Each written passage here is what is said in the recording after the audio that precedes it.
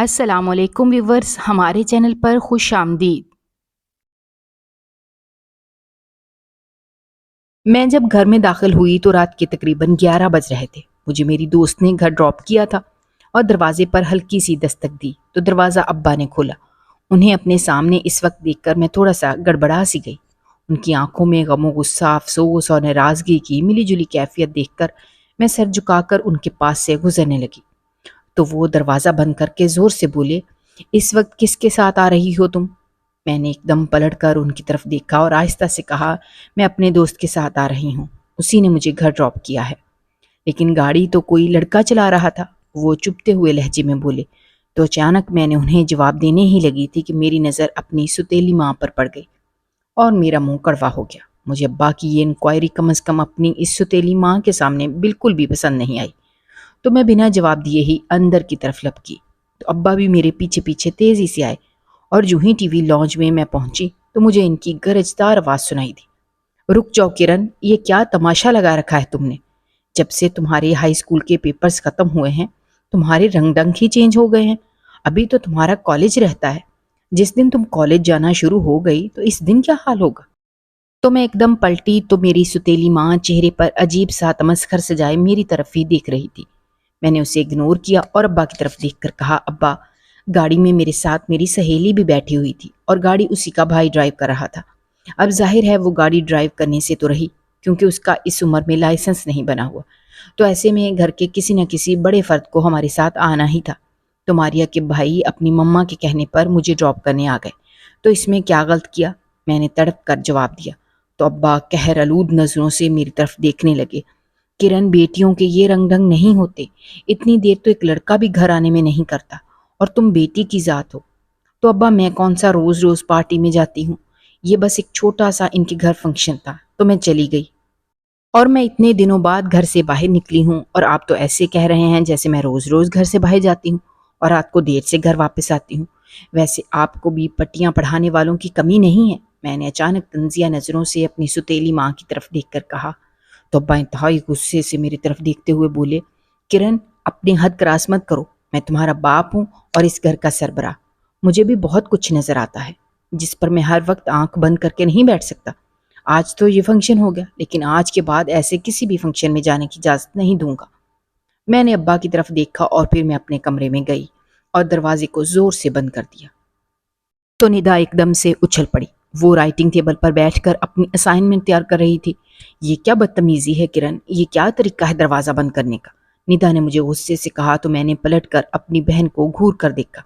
میں نے تمہیں کال بھی کی تھی کہ میں گھر آ رہی ہوں، تو کیا تم دروازہ کھولنے کے لیے نہیں آ سکتی تھی؟ تمہاری وجہ سے ابا نے اس ڈائن کے سامنے کلاس لے لی۔ کس کی بات کر رہی ہو تم؟ ندا نے پریشان ہو کر کہا تو میں نے جھنجھلاتے ہوئے اپنے پرس کو زور سے بیڈ پہ پھینکا۔ لگتا ہے پڑھ پڑھ کر تمہارے دماغ میں بھیجا ختم ہو چکا ہے، تمہیں اب ہر بات سمجھانی پڑتی ہے۔ تم بتاؤ، اس گھر میں سب سے زیادہ کس سے چڑھتی ہوں؟ ظاہر ہے جس سے چڑھتی ہوں وہی اس گھر میں میرے لیے ڈائن کی حیثیت رکھتی ہے۔ تمہاری تو وہ چہیتی ہوئی نا، تمہیں تو اس میں کوئی خامی کوئی برائی نظر ہی نہیں آتی۔ اچانک ایک تلخی سی میری زبان میں گھل سی گئی تو وہ اٹھ کر میرے قریب آئی۔ دیکھو کرن، ایک بات تم اپنے ذہن میں بٹھا لو کہ اب وہ جو بھی ہے ابا کی بیوی ہے، اور اس ناطے سے ہمارا اس کا احترام کرنا بہت ضروری ہے۔ تم بھلے سے اس کو اپنی ماں تسلیم نہ کرو، لیکن سچ تو یہی ہے نا کہ وہ ہماری ماں کی جگہ پر ہی آئی ہے۔ ہاں، وہ ماں کی جگہ پر آئی ہے لیکن ماں نہیں ہے، اسے صرف اور صرف ابا کی جائیداد سے گیس تھی جو اسے مل گئی، اور ابا نے بھی اسے حق مہر میں خوب تگڑی رقم سے خوش کر دیا ہے۔ کہہ تو صحیح رہی ہو تم، ورنہ اپنے سے بڑی عمر کے آدمی سے کون شادی کرتا ہے؟ ندا افسردہ لہجے میں بولی۔ اسی نے ابا کو پٹی پڑھائی ہوگی، ورنہ اس وقت تو ابا سو رہے ہوتے ہیں۔ بدگمانی مت کرو کرن، ابا شام سے تمہارا کئی بار پوچھ چکے ہیں، انہیں تمہاری فکر ہے، اسی لیے انہوں نے تمہیں ڈانٹا بھی۔ رہنے دو تم، ہم کیا پہلے فنکشن اٹینڈ نہیں کرتے تھے؟ کوئی پہلی بار فنکشن اٹینڈ کیا ہے؟ پہلے کی بات اور ہے کرن، اس وقت امی حیات تھیں اور وہی ہمارے ساتھ ہر فنکشن میں جاتی تھیں۔ ہم بھلا کب اکیلے کسی فنکشن کو اٹینڈ کرتے تھے؟ اتنی رات گئے کسی کے گھر گئے ہوں؟ تو میں ندا سے چڑ سی گئی۔ اب بس کر دو، تم خواہ مخواہ بات کا پتنگڑ بنا رہی ہو، اور تم کیوں نہیں آئی دروازہ کھولنے؟ مجھے اس بات کا جواب دو پہلے، مہندی لگی تھی تمہارے ہاتھوں میں کیا؟ میں اس پر بگڑنے لگی تو وہ میری طرف پریشان نظروں سے دیکھنے لگی۔ میں دروازہ کھولنے جانے ہی والی تھی کہ مجھے ابا نے روک دیا۔ دیکھا، میں نے کہا نا، ضرور اسی ڈائن نے ابا کو پٹی پڑھائی ہوگی، ورنہ ابا کو میرے آنے کا ایگزیکٹ کیسے پتہ چل سکتا ہے؟ تو ندا سر پر ہاتھ رکھ کر مجھے افسوس بھری نظروں سے دیکھنے لگی۔ تمہیں 10 دفعہ کہا ہے اپنی زبان کو ٹھیک کر لو، ورنہ اسی زبان کے ہاتھوں نقصان اٹھاؤ گی کسی دن۔ جس دن تمہارے منہ سے ابا کے سامنے یہ لفظ نکل گیا تو تم یقین کرو کہ ابا نے زمین آسمان ایک کر دینا ہے۔ تمہیں تو پتہ ہی ہے کہ وہ ان کی کتنی چہیتی ہیں۔ رہنے دو، تم کتنی چہیتی ہے، میں منہ بنا کر اس کی نقل اتارتے ہوئے بولی تو وہ پیر پٹکتے ہوئے دوبارہ سے اپنی اسٹڈی ٹیبل کی طرف بڑھ گئی۔ تم سے تو بات کرنا ہی فضول ہے، اچھی بات کرو تو بھی غلط، بری بات تو ویسے ہی غلط ہوتی ہے۔ مجھے تو تم نہ معاف کر دو، میرا صبح ٹیسٹ ہے۔ وہ اپنی اسائنمنٹ تیار کرنے لگی اور میں جلدی سے باتھ روم میں گھس گئی اور چہرے سے میک اپ صاف کرنے لگی۔ پھر میں جب کمرے میں آئی تو دیکھا ندا اب تک اپنی اسائنمنٹ بنانے میں مصروف تھی، تو میں اپنے بیڈ پر آ کر لیٹ گئی۔ میرے بیڈ کے ساتھ ہی ایک بہت بڑی قدادم کھڑکی تھی۔ میں نے اس کے پردے ہٹا دیے تو سامنے 14ویں کی رات کی روشنی کھڑکی سے ہوتے ہوئے میرے بیڈ پر پڑنے لگی۔ اس روشنی سے پورا لان روشن ہو رہا تھا۔ میں نے ایک نظر لان کی طرف دیکھا اور پھر تکیے پہ سر رکھ کر چاند کی ٹھنڈی اور میٹھی روشنی کو دیکھنے لگی۔ ایسے میں نہ جانے کیوں میری آنکھوں سے 2 آنسو نکلے اور تکیے میں جذب ہو گئے۔ اچانک میرا ذہن ماضی کی طرف دوڑنے لگا۔ ہمارا گھرانہ پورے خاندان میں بہت ہی خوشحال اور خوش قسمت سمجھا جاتا تھا۔ ہماری چھوٹی سی فیملی تھی، ہم 2 ہی بہنیں تھیں، ہمارا کوئی بھائی نہیں تھا۔ میرے ابا کے ہر دوسرے شہر میں اپنے اسکول تھے جن سے ٹھیک ٹھاک آمدنی ہو رہی تھی، اور ہم ایک انتہائی پرآسائش زندگی گزار رہے تھے۔ امی مکمل طور پر ایک گھریلو خاتون تھیں اور زیادہ تر وقت وہ گھر میں ہی گزارنا پسند کرتی تھیں۔ بہت کم ایسا ہوتا کہ وہ اسکول فنکشن میں جاتی، تو اس کی بنیادی وجہ یہ تھی کہ ابا بہت ہی مذہبی قسم کے انسان تھے۔ وہ امی کو پردہ کرواتے تھے، حالانکہ امی شادی سے پہلے پردہ نہیں کرتی تھی، لیکن صرف اپنے خاوند کی خواہش کی وجہ سے وہ پردہ کرنے لگی۔ ابا کا بس چلتا تو ہمیں بھی چھوٹی چھوٹی عمروں میں برقعے پہنا دیتے، لیکن یہ ہماری امی تھیں کہ جنہوں نے اس معاملے میں ہمیں آزادی دی، اور ہمارے حق کے لیے وہ اکثر ابا سے الجھ بھی پڑتی۔ لیکن ابا کی بہت ساری باتیں وہ چپ چاپ اپنی حد تک مان بھی لیتے، لیکن بہت ساری ایسی باتیں، جیسے ابا کو ہمارا جینز پہننا پسند نہیں تھا تو وہ ہماری خواہش کے احترام میں ہمارے لیے خرید لیا کرتی، لیکن پھر ہمیں اس بات کا پابند بھی کرتی کہ ابا کے سامنے جینز نہیں پہننی۔ یہی وجہ ہے کہ ہم جینز خرید کر تو لے آتے، لیکن نہ تو اسے باہر پہن کر جا سکتے تھے اور نہ ہی کسی فنکشن میں، بس گھر میں اس وقت تک پہنتے جب تک ابا گھر میں نہیں آ جاتے تھے، اور ان کے آ جانے کے بعد سوال ہی پیدا نہیں ہوتا تھا کہ ہم جینز پہن کر گھر میں پھریں۔ اسی طرح ابا کو ہمارے کٹے ہوئے بال پسند نہیں تھے۔ وہ امی سے اس بات پر بھی الجھ پڑتے کہ بچیوں کے بالوں کو کٹوایا نہ کرو، جبکہ ندا کے مقابلے میں مجھے بڑے بالوں سے بہت الجھن ہوتی تھی، اور میں ہمیشہ ضد کر کے امی سے کہتی کہ مجھے بال چھوٹے کروانے ہیں، اور جب وہ نہ مانتی تو پھر میں خود ہی اپنے بال کینچی سے شارٹ کر لیتی۔ کبھی کبھی میں سوچتی تھی کہ شکر ہے امی حیات ہیں، ورنہ ابا تو ہمارے سانس لینے پر بھی پابندی لگا دیتے۔ میں جب یہ بات امی کے سامنے کرتی تو وہ ہنس دیتی اور پھر کہتی کہ بیٹا تمہارے ابا ایک لحاظ سے بالکل ٹھیک کہتے ہیں، بیٹیوں کو اتنا آزاد خیال بھی نہیں ہونا چاہیے۔ اب دیکھو نا، تنگ کپڑے پہن کر جب بچیاں گھر سے باہر نکلتی ہیں تو کتنی نگاہیں ان کے اوپر اٹھتی ہیں۔ ان نگاہوں میں بچیوں کے لیے کتنی ہوس بھری ہوتی ہے، اس کی سمجھ تمہیں ابھی نہیں آ سکتی جب تک تم پریکٹیکل لائف میں داخل نہ ہو جاؤ۔ وہ اکثر اسی طرح سے ابا کا دفاع کرتے ہوئے ہمارا دل ان کی طرف سے صاف کرنے کی کوشش کرتی۔ ندا تو اتنا ضد نہیں کرتی تھی جتنا میں ہر بات میں الجھ جاتی، کیونکہ میں نے امی کے خاندان میں اپنی تمام کزنز کو بہت ہی ماڈرن دیکھا تھا، اور میں بھی انہیں جیسا حلیہ اپنانا چاہتی تھی، لیکن میں یہ جانتی تھی کہ یہ سب میں نہیں کر سکتی، کیونکہ ابا پھر امی سے لڑتے تھے کہ تم بچیوں کی تربیت میں کوتاہی کر رہی ہو، اس لیے وہ حد کراس کرنے لگی ہیں۔ امی ابا سے بہت ہی پیار کرتی تھیں، اور وہ ان کی خوشی کے لیے انہی رنگوں میں ڈھل گئیں جس میں ابا انہیں دیکھنا چاہتے تھے، اور کسی حد تک انہوں نے ہمیں بھی ابا کی ہی مرضی پر چلانا چاہا، لیکن میں کبھی کبھی اپنی مرضی کرتے ہوئے بغاوت کا علم اٹھا لیتی، تو ایسے میں امی مجھے بہت سمجھانے کی کوشش کرتی۔ ابا بہت کم گھر میں ٹکتے تھے، ان کا زیادہ تر وقت اسکول کے ایڈمنسٹریشن کے کاموں میں گزرتا تھا، اور وہ اکثر سفر میں رہتے تھے، لیکن جب کبھی وہ گھر میں آتے تو گھر میں ہم سب کو جیسے سانپ سونچ جاتا۔ وہ انتہائی ڈسپلن والے انسان تھے اور ہمیں بھی ویسا ہی دیکھنا چاہتے تھے۔ یہی وجہ تھی کہ امی ہمارے اور ابا کے درمیان ایک پل کا کردار ادا کرتی، جس کی وجہ سے ہمارے گھر کا ماحول بہت ہی پرسکون اور شاندار دکھائی دیتا تھا۔ لیکن پھر جیسے ہماری پرسکون زندگی میں ایک بھونچال سا آ گیا جب اڑتی اڑتی یہ خبر امی کے کانوں میں پڑی کہ ابا نے اسکول میں ایک بالکل ینگ لڑکی کو وی پی بنا دیا ہے اور اکثر اس کے ساتھ ہی دوسرے شہروں میں اسکول کا وزٹ کرنے کے لیے جاتے ہیں۔ یہ بات امی کے لیے انتہائی حیران کن تھی، کیونکہ اس سے پہلے ابا نے کبھی بھی اپنے اسکول کے لیے کسی بھی فیمیل ٹیچر کے ساتھ، دور کی بات کبھی کسی میل ٹیچر کے ساتھ بھی دوسرے شہروں میں اسکول کا وزٹ نہیں کیا تھا۔ اب یہ خبر ایک انتہائی حیران کن کر دینے والی تھی۔ انہیں اڑتی اڑتی خبروں میں یہ بھی سنائی دینے لگا کہ ابا اپنے آفس میں لنچ بھی اس کے ساتھ کرتے ہیں، بلکہ وہ سارا سارا دن ہی ابا کے آفس میں موجود رہتی ہے۔ امی کو ان باتوں کی صداقت میں کوئی یقین نہیں آ رہا تھا، لیکن جب مسلسل خبریں ملنے لگیں تو امی پریشان ہو گئیں۔ ایک دن وہ خود ہی آفس میں یہ دیکھنے کے لیے کہ آیا ان خبروں میں کتنی صداقت ہے، اسکول کا وزٹ کرنے کے لیے پہنچ گئیں، تو یہ دیکھ کر حیران رہ گئیں کہ وہ لڑکی نہ صرف ان کے آفس میں موجود ہے بلکہ ان کے میاں کو چائے بنا کر دے رہی ہے، اور خوب اونچے اونچے کہکے بھی لگائے جا رہے ہیں۔ امی جو ہی آفس میں داخل ہوئیں تو ان کو جیسے کرنٹ سا لگ گیا۔ ابا نے بڑے حیران کن انداز میں امی کی طرف دیکھا۔ میں ان کے ساتھ ہی گئی تھی، اور جب پہلی ہی نظر میں میری اس لڑکی پر پڑی تو نفرت کی ایک لہر میرے دل میں اٹھی۔ اس میں کوئی شک نہیں تھا کہ وہ انتہائی خوبصورت تھی۔ اس کے مقابلے میں اگر اپنی امی کی طرف دیکھتی تو وہ ایک ڈھلتی ہوئی عمر کی عورت تھی۔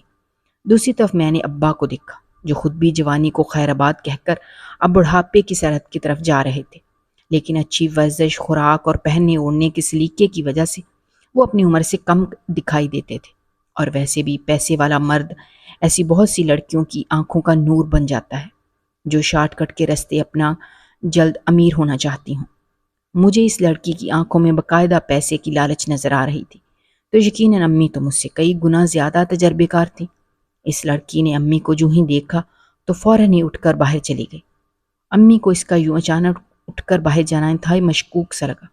امی یہ تو جان ہی چکی تھیں کہ دال میں کچھ نہ کچھ کالا ضرور ہے، لیکن وہ خاموش رہیں، اور تھوڑی دیر کے بعد ہی ہم اپنے گھر واپس آ گئے۔ راستے میں میں نے امی سے کہا کہ آپ ابو سے بات کریں، تو وہ خاموش ہو گئیں اور کہنے لگیں کہ بیٹا، مرد بڑی عجیب مخلوق ہے، اگر یہ سمجھانے سے سمجھ آتا تو کیا ہی بات ہوتی، لیکن میں جانتی ہوں کہ تمہارے ابا وہی کریں گے جو ان کا دل چاہے گا۔ میرے سمجھانے نہ سمجھانے سے نہ تو ان کے ارادے میں خلل پڑے گا اور نہ ہی وہ اپنے فیصلے سے پیچھے ہٹیں گے، کیونکہ میں آج ان کی آنکھوں میں اس لڑکی کے لیے بہت کچھ دیکھ چکی ہوں، لہٰذا انہیں اس معاملے میں روکنا ایسا ہی ہے کہ گھر میں ایک ایسی جنگ کا آغاز کر دوں جس میں سراسر میرا ہی گھاٹا ہے۔ ابا امی کے اچانک چابک کے بعد کافی حد تک محتاط ہو گئے تھے، لیکن جو زخم امی کے دل کو لگ چکا تھا اس نے انہیں بیمار کر ڈالا۔ وہ دن بدن اپنے خاوند کی بے وفائی پر گھلتی جا رہی تھی۔ ایسا لگتا تھا جیسے کوئی روگ ان کو اندر ہی اندر پل رہا ہے، لیکن امی نے کبھی بھی کوئی شکوہ ابا سے نہ کیا، اور ابا کو لگتا تھا کہ جیسے ان کے کسی بھی کارنامے کے حوالے سے ہمیں نہیں پتہ۔ اور پھر ایک دن ہمارے گھر پر وہ قیامت ٹوٹی کہ امی یہ سہ نہ سکیں۔ ابا نے چپکے سے اسی لڑکی سے شادی رچا لی اور اسے لے کر گھر بھی آ گئے۔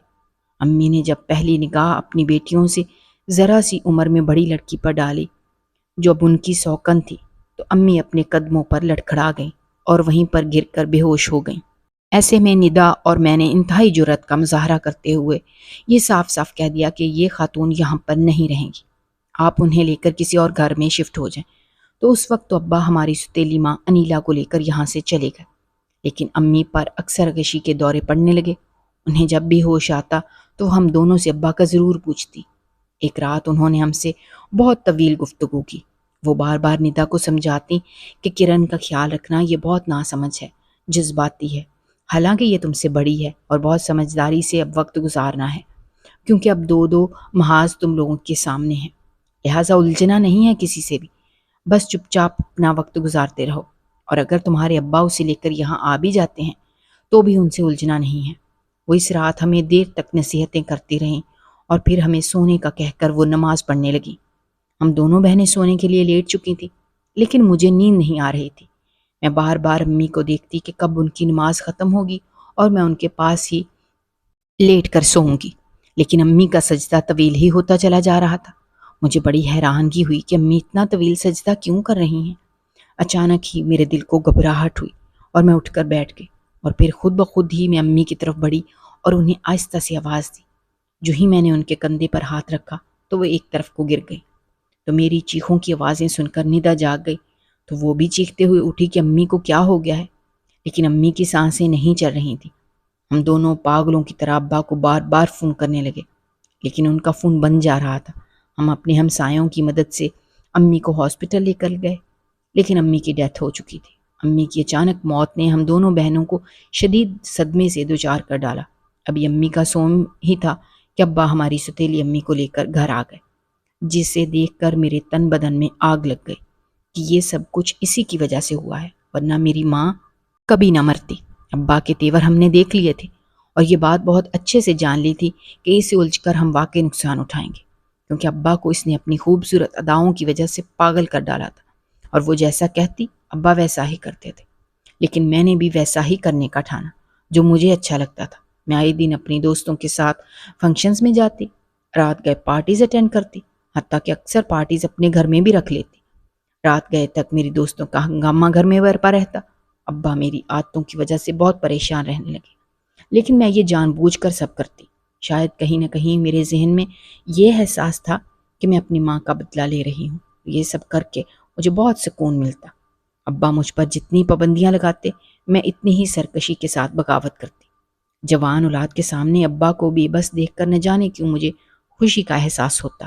ہائی اسکول سے نکل کر جب میں کالج میں گئی تو یہاں پر نہ صرف میری فرینڈ سرکل میں لڑکیاں تھیں بلکہ لڑکے بھی شامل ہو گئے، جن کے ساتھ میں کئی بار کالج سے نکل کر یونیورسٹی روڈ پر کافی پینے بھی گئی، اور کئی بار ابا نے مجھے وہاں ان کے ساتھ کافی پیتے ہوئے دیکھ بھی لیا اور گھر آ کر خوب ہنگامہ کیا۔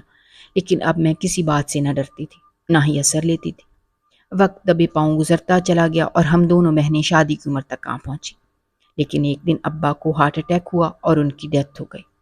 ان کے مرنے کے بعد ہمیں ان کی وصیت کا پتہ چلا تو میرے پیروں تلے سے زمین نکل گئی۔ انہوں نے میرے لیے خاص طور پر یہ وصیت کی تھی کہ مجھے اس وقت جائیداد میں حصہ ملے گا جب میری شادی کسی مولوی سے ہوگی۔ ندا کے لیے البتہ ایسی کوئی وصیت نہیں کی گئی تھی۔ تو میری آنکھوں میں آنسو آ گئے، کیونکہ میں نے اپنے مستقبل کے لیے بہت کچھ سوچ رکھا تھا، اور اگر میں اپنی مرضی چلاتی تو اتنی بڑی جائیداد سے محروم ہو جاتی، جو میں کسی بھی قیمت پر نہیں ہونا چاہتی تھی، کیونکہ بصورت دیگر میری جائیداد کا حصہ بھی میری ستیلی امی کے ہاتھ میں چلا جاتا۔ چنانچہ میں نے بہت سوچ بچار کے بعد ایک فیصلہ لیا اور اپنے محلے میں موجود ایک مولوی سے رابطہ کیا، جو ہمارے ہی ایک اسکول میں اسلامیت کے نئے نئے ٹیچر لگے تھے۔ میں نے ان کے سامنے ابا کی وصیت رکھی اور کہا کہ مجھ سے شادی کر لو، میں اس کے بدلے آپ کو منہ مانگی قیمت دوں گی۔ تو مجھے بڑی حیرت ہوئی کہ وہ میری بات مان گیا، اور ہم نے اگلے ہفتے ہی شادی کر لی۔ وصیت کے مطابق مجھے شادی کے 1 سال کے بعد جائیداد میں سے حصہ ملے گا۔ میں اس دن کا بے صبری سے انتظار کر رہی تھی۔ سال مکمل ہوا اور مجھے میرا حصہ مل گیا، تو میں نے اسفند سے کہا کہ وہ اپنی ڈیمانڈ بتائے، میں ابھی اور اسی وقت اس کو حصہ دینے کو تیار ہوں۔